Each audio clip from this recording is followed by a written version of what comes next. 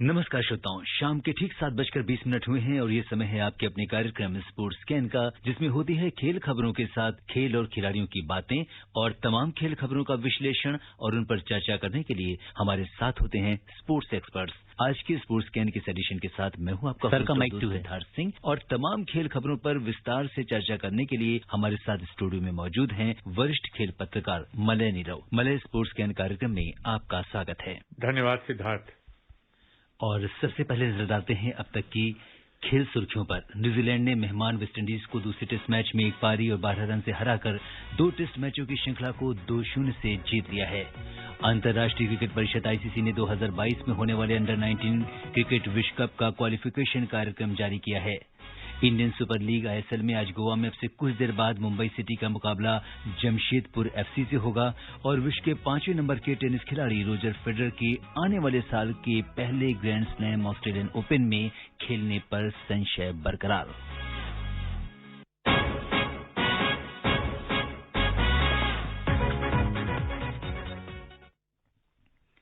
और सबसे पहले बात करते हैं क्रिकेट की। न्यूजीलैंड ने मेहमान वेस्टइंडीज को दूसरे टेस्ट मैच में 1 पारी और 12 रन से हराकर 2 टेस्ट मैचों की श्रृंखला को 2-0 से जीत लिया है।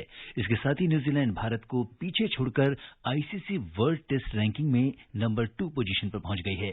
ऑस्ट्रेलिया और न्यूजीलैंड दोनों टीमों की रेटिंग 116 है, लेकिन दशमलव के कुछ अंकों में पीछे रहने के कारण ऑस्ट्रेलिया नंबर 1 और न्यूजीलैंड की टीम नंबर 2 पर आ गई है। आइए सुनते हैं इस बारे में हमारी सहयोगी दीपिका की ये रिपोर्ट। न्यूजीलैंड और वेस्टइंडीज के बीच वेलिंगटन में दूसरे और अंतिम टेस्ट मैच में न्यूजीलैंड ने शानदार खेल का प्रदर्शन करते हुए दूसरे टेस्ट मैच में पारी और 12 रन से बड़ी जीत हासिल की। न्यूजीलैंड ने पहली पारी में 460 रन बनाए थे और वेस्टइंडीज को 131 रन पर समेट दिया, जिससे वो 329 रन आगे थी और उसने फॉलो ऑन देने का फैसला किया। चौथे दिन का खेल शुरू होने से पहले तक वेस्टइंडीज टीम का स्कोर 6 विकेट पर 244 रन था। जेसन होल्डर और जोशुआ डी सिल्वा क्रीज पर थे। डी सिल्वा ने 8 रन ही जोड़े थे कि टिम साउथी ने होल्डर को बोल्ड कर दिया। उसके बाद अल्जारी जोसेफ मैदान में आए। डी सिल्वा और अल्जारी जोसेफ के बीच 8वें विकेट के लिए 30 रन की साझेदारी हुई। अल्जारी को साउथी ने 24 रन पर आउट कर दिया। वेस्टइंडीज दूसरी पारी में 317 रन ही बना सकी। न्यूजीलैंड के लिए दूसरी पारी में नील वेगनर और ट्रेंट बोल्ट ने 3-3 विकेट लिए, जबकि साउदी ने 2 विकेट लिए। पहली पारी में 174 रन बनाने वाले हेनरी निकोलसन को मैन ऑफ द मैच और काइल जेमिसन को प्लेयर ऑफ द सीरीज से नवाजा गया। जेमिसन ने 2 मैचों की श्रृंखला में 11 विकेट लिए और 71 रन बनाए। न्यूजीलैंड इस जीत के साथ ही आईसीसी टेस्ट रैंकिंग में दूसरे स्थान पर आ गई है। Deepika Sharma, sports scan. जी हाँ मलय, जिस तरीके से ये मैच न्यूजीलैंड और वेस्टइंडीज के बीच में हुआ और जितनी मजबूती से न्यूजीलैंड सामने आई और जैसे एक हार होती है, लेकिन यहाँ पे दोनों ही मैच में अगर हम देखेंगे तो पारी और रन से हराया है। कितनी बड़ी उपलब्धि मानते हैं आप? देखिए, बहुत बड़ी उपलब्धि है, इसमें कोई शक नहीं। न्यूजीलैंड ने अपनी धाक जो जमाई है क्रिकेट में पिछले कुछ दिनों में, खासकर पिछले विश्व कप 50 ओवर का जो विश्व कप हुआ था उसके बाद, और इतना बढ़िया कॉम्बिनेशन है। देखिए, इस बार केन विलियमसन नहीं खेल रहे थे, लेकिन फिर भी उन्होंने बहुत ही अच्छी एक जो टीम भावना है वो क्रिकेट में दिखाई दी। और रही बात वेस्टइंडीज की, तो बहुत कमजोर दिख रही थी टीम, इसमें कोई शक नहीं। मगर इस हार के बावजूद अगर आप ये सोचिए कि वेस्टइंडीज को क्या मिला इसमें, इस मैच में क्या पॉजिटिव्स रहे, क्या वो अपने साथ लेकर जाएंगे, तो एक बात है कि उन्होंने जो एक डेब्यू किया था उनका खिलाड़ी जोशुआ डी सिल्वा, वो बहुत अच्छा उसने प्रदर्शन किया और जिस तरह से उसने मतलब अपने पांवों का इस्तेमाल किया, फुटवर्क जो दिखाया, बहुत लंबे रेस के घोड़े साबित होने वाले दिखते हैं और बहुत ही जबरदस्त डिफेंस का उन्होंने मुजाहिरा किया। इसी तरह से जोसेफ जो हैं, वो उनकी दूसरी पारी में हैमिल्टन में उन्होंने 86 रन बनाए थे, यहाँ 18 गेंदों में 24 रन बनाए। तो हो सकता है कि वेस्टइंडीज इस बात पर विचार करे क्या इनको बल्लेबाज के रूप में उतारा जा सकता है, क्या उनको नंबर 8 से पे लाया जा सकता है और जेसन होल्डर को नंबर 7 पे लाया जा सकता है। इस तरह की चीजें लेकर वो जाएंगे अपने साथ। मगर जहां तक बात न्यूजीलैंड की है, तो जिस प्रकार से विश्व कप वर्ल्ड टेस्ट चैंपियनशिप में उन्होंने अपनी जगह बना ली है और बहुत ही इम्पोर्टेंट, बहुत ही बढ़िया खेल का प्रदर्शन किया। देखिए, अभी तो ऑस्ट्रेलिया के साथ रेटिंग पॉइंट्स में वो बराबरी पर हैं, मगर दूसरे स्थान पर हैं और ये जिस प्रकार से उन्होंने एक पारी और 12 रनों से मात दी है और इससे उनको 116 अंक हो गए हैं, जिसके कारण वो ऑस्ट्रेलिया के बराबर पहुंच गए हैं और इस प्रकार वो अभी जो इनॉग्रल वर्ल्ड टेस्ट चैंपियनशिप है उसका खिताब हासिल करने के लिए प्रमुख दावेदार के रूप में सामने हैं। बिल्कुल, अगर हम देखें तो इसके पहले वाला जो मैच था, पहला टेस्ट मैच, उसमें भी पारी और 134 रन से वेस्टइंडीज को हार मिली थी और एक सशक्त टीम के रूप में उभरी है न्यूजीलैंड।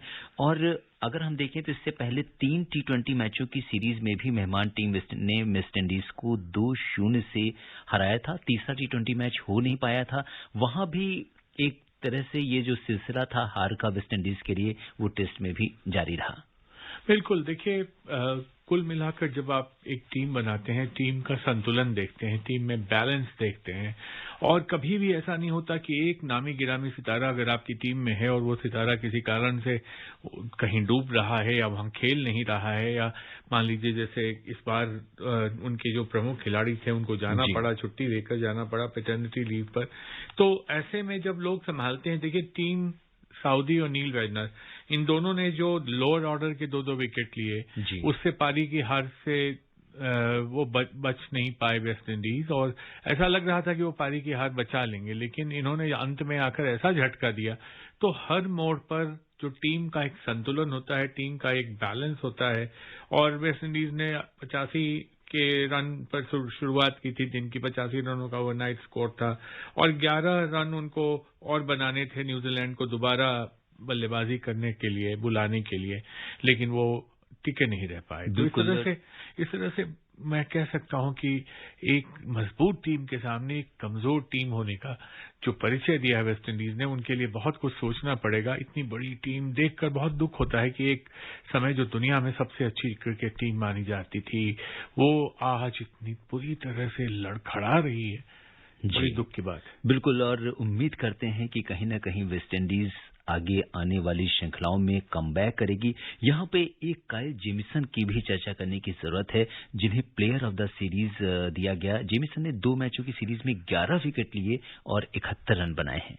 बेहतरीन प्रदर्शन किया उन्होंने। देखिए एक अच्छे ऑलराउंडर सर रिचर्ड हैडली के बाद मतलब बहुत दिनों से बहुत अच्छा ऑलराउंडर देखने की ललक रही है न्यूजीलैंड वालों को। तो इस तरह से अगर आप देखिए, the test of the pudding lies in eating, अगर आपने वहां जाकर मैदान में रन बनाए, विकेट लिए, तभी आप माने जाते हैं कि बहुत अच्छे।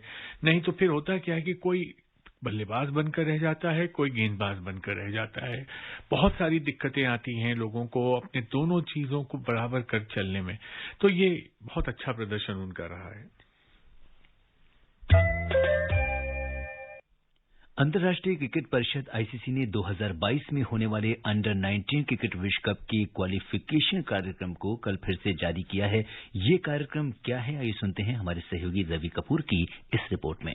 विश्व कप में 5 स्थानों के लिए 33 टीमें प्रतिस्पर्धा करेंगी। टूर्नामेंट का 14वां संस्करण 2022 की शुरुआत में वेस्टइंडीज में होना है। इसमें Afghanistan, Australia, Bangladesh, England, Bharat, New Zealand, Pakistan, दक्षिण अफ्रीका, श्रीलंका, वेस्टइंडीज और जिम्बाब्वे ने पहले ही अपनी जगह पक्की कर ली है, क्योंकि ये टीमें 2020 सत्र की समाप्ति तक शीर्ष में थीं। बाकी बचे 5 स्थानों के लिए क्षेत्रीय क्वालिफिकेशन होगा। 33 स्थान जून 2021 से शुरू होने वाले 7 क्षेत्रीय टूर्नामेंट द्वारा तय किए जाएंगे। अफ्रीका और एशिया क्षेत्रों में काफी टीमें होने के कारण 2 डिवीजन क्वालिफिकेशन होंगे। अन्य 3 क्षेत्र America, EAP, east Asia and Pacific और यूरोप की टीमों में एक डिवीजन क्वालिफाइंग प्रक्रिया होगी, जिसमें प्रत्येक क्षेत्रीय क्वालिफायर के विजेता 2022 विश्व कप में अपनी जगह बनाएंगे। आईसीसी ने दक्षिण अफ्रीका में होने वाले महिला T20 विश्व कप 2023 के क्वालिफाइंग कार्यक्रम का ऐलान कर दिया है। 9 से 23 फरवरी 2023 को खेले जाने वाले इस टूर्नामेंट में 10 टीमें हिस्सा लेंगी। इस विश्व कप के लिए मेजबान के अलावा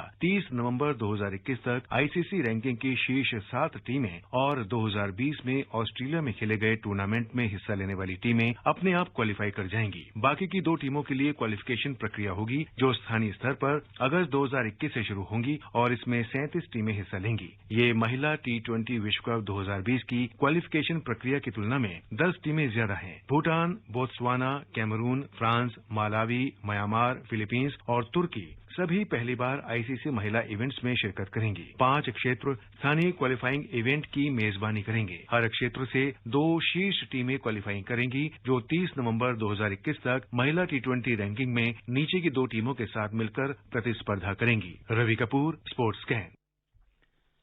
जी हाँ मलय, अब जो बात हो रही है वो अंडर 19 की 5 स्थानों के लिए 33 टीमें प्रतिस्पर्धाएं करने वाली हैं। जब भी क्रिकेट की चर्चा दुनिया में होती थी तो कहा जाता था कि ये क्रिकेट भी कोई ऐसा खेल नहीं जो पूरी दुनिया में खेला जाता है। ये तो चंद देश खेलते हैं, इसलिए क्रिकेट में कुछ कर लिया आपने तो ये ओलंपिक के समान नहीं है। मगर इसका काफी हद तक श्रेय आपको भारत के उन लोगों को देना पड़ेगा जिन्होंने आईसीसी में जाकर और इस क्रिकेट को पूरी दुनिया का खेल बनाने के लिए बड़ी कड़ी मेहनत की। उनमें बहुत लोगों का नाम आता है, जैसे कि जगमोहन डालमिया थे बीसीसीआई के अध्यक्ष, उन्होंने इसके लिए आईसीसी में गए, बहुत उन्होंने मेहनत की और इस मेहनत का ही फल है कि आज देखिए क्रिस टेटली ने जो कहा है, जो आईसीसी के हेड ऑफ इवेंट्स हैं, उन्होंने कहा है कि ये आने वाले कल के क्रिकेट और क्रिकेट के सितारों को सामने लाने वाला खेल है। 33 देश 5 स्थान के लिए। आपको याद होगा पिछली बार जापान और नाइजीरिया ये 2 देश थे जो आए थे। अब इस बार फिर देखिए पूरी दुनिया के 33 देश हिस्सा लेंगे और बहुत कॉम्पिटिटिव क्रिकेट होगी। तो इसमें से फिर देखने को मिलेगा जो उदीयमान सितारे कुलबुला रहे हैं क्रिकेट के आकाश पर जगमगाने के लिए, जिनके देशों में क्रिकेट बिल्कुल अभी जिसको कहिए पनप रहा है, तो वहां से जब क्रिकेट निकल कर बाहर आएगा तो वो जमाना दूर नहीं जब क्रिकेट पूरी दुनिया में ओलंपिक के समान काफी देशों में खेला जाने लगेगा। और यही आईसीसी की मंशा है और इसी के लिए वो काम कर रहे हैं। तो उस तरह से अगर आप देखें तो इस अंडर 19 विश्व कप में हालांकि 11 देश जिसमें भारत भी शामिल है वो तो खेलने के लिए पहले ही चुने जा चुके हैं, मगर इन 33 में से 5 का चुना जाना, तो आप सोचिए कितनी कड़ी प्रतिस्पर्धा है। और उस प्रतिस्पर्धा में फिर जो आगे निकल कर आएगा, जो पीछे छूट जाएगा वो फिर आगे आने की कोशिश करेगा। तो कॉम्पिटिटिव खेल में जब दुनिया के कई देश हिस्सा ले रहे हों तो फिर क्रिकेट का स्वरूप जो बदलता हुआ नजर आ रहा है वो क्रिकेट के लिए बहुत अच्छी बात है। बिल्कुल। अगर हम महिला T20 विश्व कप की बात करें तो इसमें Bhutan, Botswana, Cameroon, France, Malawi, Myanmar, Philippines और तुर्की जैसे देश यहाँ पे पहली बार जो है इस महिला इवेंट्स में शिरकत करेंगे। मुझे आपको जानकर आश्चर्य नहीं होगा या हो भी सकता है कि बहुत सारे देश जैसे बोत्सवाना वगैरह में तो जानते थे, पर तुर्की में महिला क्रिकेट खेलेगी ये आज से 10 साल पहले किसी ने कल्पना भी नहीं की होगी। तो इस तरह से पूरी दुनिया में जो बदलती तस्वीर है क्रिकेट की, उसमें महिलाओं का बड़ा योगदान रहा है। और पाकिस्तान की महिला टीम है, आप जानते हैं जब खेलती है तो पाकिस्तान के लोग बहुत समर्थन में वहां खड़े होते हैं। तो इस तरह से जो इस प्रकार से महिला क्रिकेट में भी जो ये पहल की गई है कि वैसे देशों में जहां क्रिकेट बहुत प्रचलित नहीं है वहां से इनको क्रिकेट के मैदान में लेकर आया जाए, उन्हें मौका दिया जाए और उनको अपनी प्रतिभाओं को निखारने का मौका दिया जाए, तो इससे बहुत सकारात्मक प्रभाव देखने को मिलेगा। भारतीय क्रिकेट कंट्रोल बोर्ड यानी बीसीसीआई इस बार अपने घरेलू सत्र की शुरुआत सैयद मुश्ताक अली 2020 ट्रॉफी से करेगी। ये टूर्नामेंट 10 से 31 जनवरी तक 6 अलग अलग राज्यों में बायो बबल बनाकर आयोजित किया जाएगा। टूर्नामेंट में भाग लेने वाली टीमों को 2 जनवरी को अपने हब में रिपोर्ट करना होगा। बीसीसीआई सचिव जय शाह ने राज्य संघों को भेजे ईमेल में मुश्ताक अली से घरेलू सत्र की शुरुआत करने की बात कही है। हालांकि रणजी ट्रॉफी पर अभी कोई विचार नहीं किया गया है। कोरोना महामारी के कारण बीसीसीआई को इस बार अपने घरेलू सत्र के कार्यक्रम में फेरबदल करने पड़े हैं। तो ये एक हम ये कह सकते हैं एक शुरुआत हो रही है, अच्छी शुरुआत है घरेलू क्रिकेट। घरेलू क्रिकेट में अगर आप मुश्ताक अली से शुरुआत कर रहे हैं, और ये भी कहा गया है कि ग्रुप स्टेज जब आएगा इसका 10 जनवरी से शुरू होगा, 31 जनवरी को फाइनल खेला जाएगा। ग्रुप स्टेज के टाइम पे ये डिसाइड किया जाएगा कि रणजी ट्रॉफी या विजय हजारे ट्रॉफी का आयोजन कब किया जाए। और इसमें उन्होंने कहा है जय शाह ने कि हम जो मेंबर्स हैं, उनका जो सदस्य हैं एसोसिएशंस, उनके विचार को लेकर हम आगे बढ़ेंगे और इसको देखेंगे। तो मुश्ताक अली टूर्नामेंट कराकर बीसीसीआई ये चाहती थी कि एक और भी सोच है कि आईपीएल का जो अगला मेगा ऑक्शन होगा फरवरी में, उससे पहले ये टूर्नामेंट हो जाए। तो इस टूर्नामेंट के होने से और एक और टूर्नामेंट कोई हो जाए, तो मुझे लगता है कि विजय हजारे ट्रॉफी या रणजी ट्रॉफी में से कोई एक टूर्नामेंट भी इसके बाद इसी के होते होते जनवरी में ही तय हो जाएगा कि कब होना है। अच्छी शुरुआत है। कोविड से जो अचानक एक कमी आ गई थी, एक बहुत कम हो गया था क्रिकेट खेला जाना, वो अब बढ़ रहा है। भारत और ऑस्ट्रेलिया के बीच पहला टेस्ट मैच एडिलेड में गुरुवार यानी 17 दिसंबर से शुरू हो रहा है। दोनों ही टीमें इस टेस्ट को लेकर काफी रोमांचित हैं। टेस्ट के पहले दोनों अभ्यास मैच ड्रॉ रहे हैं। हालांकि टीम इंडिया इन दोनों अभ्यास मैच में एक मजबूत टीम के रूप में सामने आई है।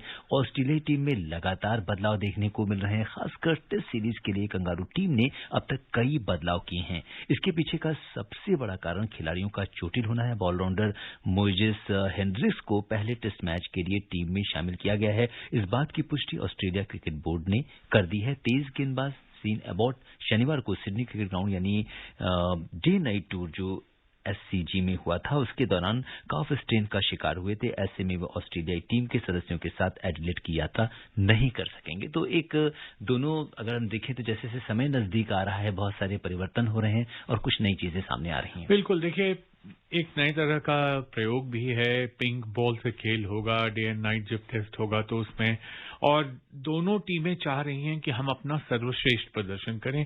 जाहिर सी बात है, इस वक्त जो प्रतिद्वंद्विता है भारत और ऑस्ट्रेलिया के बीच में, वो ठीक उसी तरह से है जिस तरह से किसी जमाने में इंडिया पाकिस्तान या ऑस्ट्रेलिया इंग्लैंड के बीच हुआ करती थी। तो इस प्रतिद्वंद्विता का चरमोत्कर्ष ये टेस्ट मैच की श्रृंखला होगी।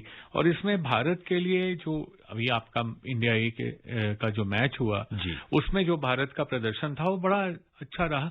भारत के लिए कई नई बातें हैं जिनके पॉजिटिव्स, जिनके साथ वो जाएगी मैदान पर। पहला तो ये कि आप हमेशा सोचते हैं कि हमारी बेंच स्ट्रेंथ है, लेकिन बेंच स्ट्रेंथ को जब मैदान में आजमाया जाएगा तो कैसा करेंगे। आप आज की तारीख में देख लीजिए कि आपके पास ओपनर्स कई हैं। ओपनर्स की बात करें तो पृथ्वी शॉ हैं, मयंक अग्रवाल हैं, शुभमान गिल ने बहुत अच्छा खेला है। तो इस तरह से इनमें से चुनना होगा। इसी तरह से विकेट कीपर में ऋषभ पंत, जिन पर कोई दाव लगाने को तैयार नहीं था, उन्होंने बहुत अच्छा खेला है। तो ये सब देखकर भारत की टीम के लिए भी बहुत, ये जिसको कहते हैं शॉट इन द आर्म है, बहुत अच्छा खेलेंगी। जी बिल्कुल, इस पर हमारी नजर रहेगी। अब बढ़ते हैं अगली खबर की ओर। इंडियन सुपर लीग में आज गोवा में अब से कुछ देर बाद मुंबई सिटी का मुकाबला जमशेदपुर एफसी से होगा। अंक तालिका में मुंबई सिटी शीर्ष पर है। उसने कुल 5 मैच खेले हैं, जिसमें 4 में उसे जीत और 1 में हार का सामना करना पड़ा है। उसके कुल 12 अंक हैं। वहीं दूसरी ओर जमशेदपुर 7वें स्थान पर है। कुल 5 मैचों में उसे 1 में जीत, 1 में हार, जबकि 3 मैच ड्रॉ हुए हैं और उसके 6 अंक हैं। आज देखना दिलचस्प होगा कि आज का दिन किस टीम के नाम रहता है और मुंबई सिटी अपनी जीत का परचम लहरा पाती है या नहीं। मलय, देखिए, मुंबई सिटी की टीम तो बहुत अच्छी टीम है, लेकिन जमशेदपुर की टीम ने बहुत बढ़िया प्रदर्शन किया है। हालांकि उनकी कमी पीछे खलती रही है, उनके गोलकीपर नहीं चल पाए हैं, मगर ये मुकाबला बहुत ही अच्छा मुकाबला इसलिए होगा क्योंकि जमशेदपुर की टीम लगातार प्रयत्न कर रही है कि वो बढ़िया खेल का प्रदर्शन करे। तो देखिए अब क्या होता है आज के मैच में। वर्ल्ड नंबर 5 रोजर फेडरर के अगले साल के पहले ग्रैंड स्लैम ऑस्ट्रेलियन ओपन में खेलने पर संशय है। वे फिलहाल घुटने की 2 सर्जरी से रिकवर कर रहे हैं। फेडरर ने कहा है कि उन्हें ठीक होने में काफी वक्त लग रहा है। 39 साल के फेडरर ने लगभग 1 साल से कोई भी मैच नहीं खेला है और यहाँ भी अगर हम मलय देखें तो इसमें भी संशय बना हुआ है। बिल्कुल, अगस्त में 40 साल के हो जाएंगे और एक भी कॉम्पिटिटिव मैच नहीं खेला जब वो नोवाक जोकोविच से हार गए थे मेलबर्न पार्क के सेमीफाइनल्स में। तो इस तरह से उम्मीद थी कि उनके 2 सर्जरी हुई और वो ठीक हो जाएंगे, 100% ठीक हो जाएंगे अक्टूबर तक, मगर ऐसा हो नहीं पाया। खुद ही उन्होंने अब संदेह व्यक्त किया है कि पता नहीं मैं खेल पाऊंगा या नहीं फरवरी से हुआ तो। जी, और श्रोताओं समय अनुमति नहीं दे रहा है कि हम कुछ और खेल खबरों पर चर्चा करें। मलय, आप हमारे स्टूडियो में और तमाम खेल खबरों पर चर्चा की, आपका बहुत बहुत धन्यवाद। श्रोताओं, स्पोर्ट्स कैन में आज के लिए बस इतना ही। अगर आप इस कार्यक्रम को दोबारा सुनना चाहते हैं तो लॉग ऑन कर सकते हैं हमारी वेबसाइट newzoneair.com पर। कल शाम 7:20 पर दोबारा मुलाकात के वायदे के साथ इजाजत दीजिए अपने होस्ट और दोस्त सिद्धार्थ सिंह को। तब तक के लिए नमस्कार।